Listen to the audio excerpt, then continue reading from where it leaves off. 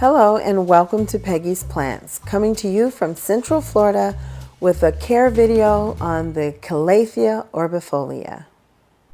Yes, I know Calatheas can be finicky and they have a reputation for being divas. So you've probably seen them in stores just like I have and walked right on past them and looked at the other plants. Well, that was always true until it came to this Calathea Orbifolia. From the first time I laid eyes on an Orbifolia, I knew I wanted one. I mean, what's not to love about these big, beautiful, broad leaves with silver contrasting bands? I knew I had to have one. But I was well aware that Calatheas can be divas and very hard to care for. But I haven't found that to be the case with this particular Calathea. I find it to be very hardy and easy to care for. So I want to let you know how I care for my Calathea Orbifolia. So let's jump right on in and get started. Some basic things that I do with all of my plants, or at least try to do at least once a month. And one of those things is gently wiping down the top as well as the bottom of the leaf. This will remove any dust buildup or pests. And I just use a soft microfiber cloth because it's not abrasive. And you don't want to do anything that may damage your leaves. So you definitely don't want to be too aggressive here. This is a good way to spot any pests that your plant may have in its early stages if you do this on a regular basis. Another good thing to do is check periodically to see if there are any dead leaves. You want to remove that debris because that's a breeding ground for things such as fungus gnats and other pests. These two steps can be quite tedious if you have a large plant collection. However, it definitely aids in preventing and early detection of pests, which can definitely save your collection. So with the leaves wiped down and the dead leaves trimmed, let's get to specific care of the Calathea Orbifolia. As always, I have done quite a bit of research to find out about the care of this plant, and as happens quite a bit, I find that things that I do are quite contrary to what is recommended in a lot of the research that I've done. And one thing I want to stress is if you have one of these plants and it is thriving, it is doing well, then don't change it. It is working in your environment. And that's one thing. You have to learn your environment, and the environment for every home is different. So keep that in mind. What works for me may not work for you. On the other hand, if you're doing everything that's been recommended by all of your research and your plant is still not doing well, you might want to think outside of the box and try something different. The Calathea Orbifolia has fibrous roots, so it's very important that your soil not hold too much water or too little. If it holds too much water, your roots will rot, and if it holds too little, they are prone to dry out. Now, if you followed me for any time, you know that I love my leca, okay? I've been growing plants in leca for years. I started with orchids probably about 10 years ago now, but I've used it in my houseplants to propagate, to grow long-term, etc. However, with this Calathea, I decided to go with a loose soil mix. It's pretty much the same mix that I use for my aroids.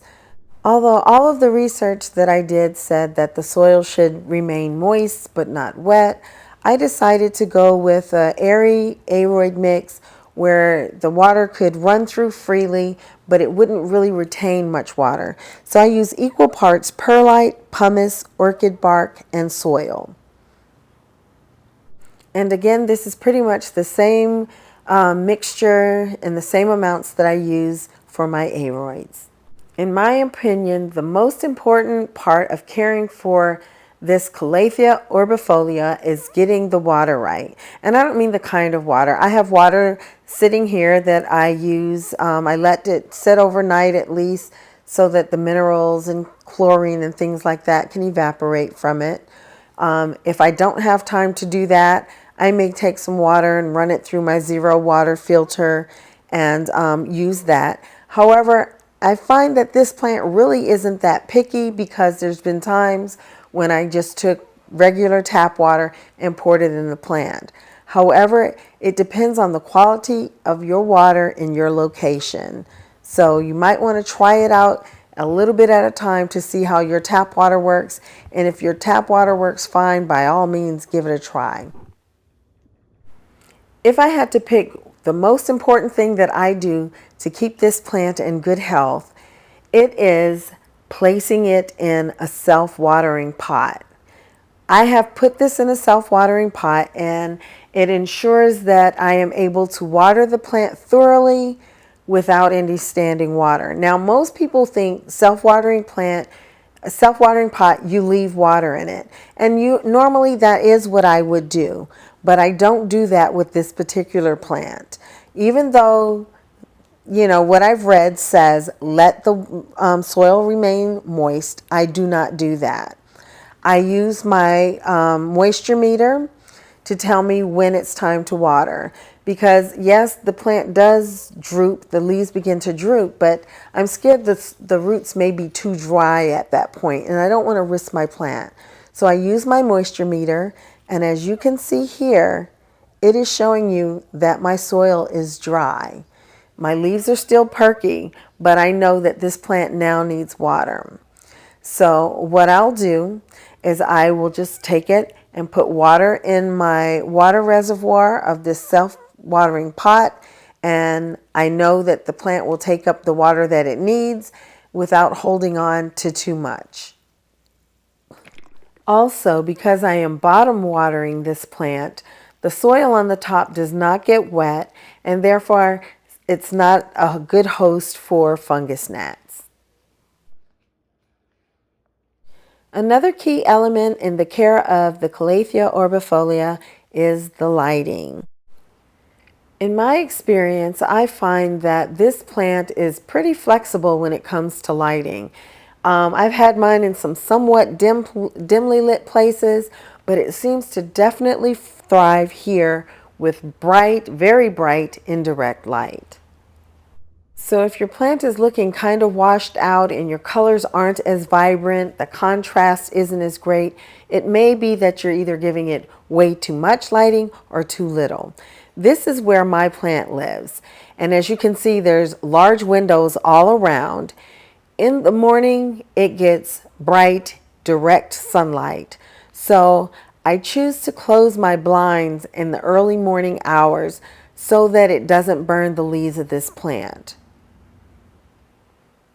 So for a portion of the day, this is how it is. As you can see, even with the blinds closed, it's still getting quite a bit of bright indirect light. It's kind of hard to show you just how bright because the camera is adjusting for the brightness of the light. As you can see here, I keep this Calathea right by my polybatria, and it does well. So if you have a polybatria and you have a Calathea that's having problem, you might want to put it in similar conditions. The Calathea Orbifolia is a tropical plant, and therefore you do have to take humidity into consideration. Now it is the summer months here, and as you can see, my humidifier is not plugged in because I don't require any additional humidity. Don't just assume that because plants need humidity that you always have to add more without first considering the humidity levels in your environment. Now, as you can see here, my humidity level is 53% and it is 76 degrees Fahrenheit. And that is pretty much where my humidity level has been remaining without the help of a humidifier. And the plant is thriving, so I'm not going to add more. Now, too much humidity adds moisture on your leaves, which can lead to black spot and fungus and things like that. So just keep that in mind. And there you have it, the basic care for the Calathea Orbifolia. So if you're like me and you've been kind of intimidated by Calatheas, you might want to give this hardy Calathea a try. It's been pretty easy for me to care for. Put that thing in a self-watering pot and hopefully it will go as smoothly as it has for me. Thank you so much for watching. Take care. Hope to see you next time. Bye-bye.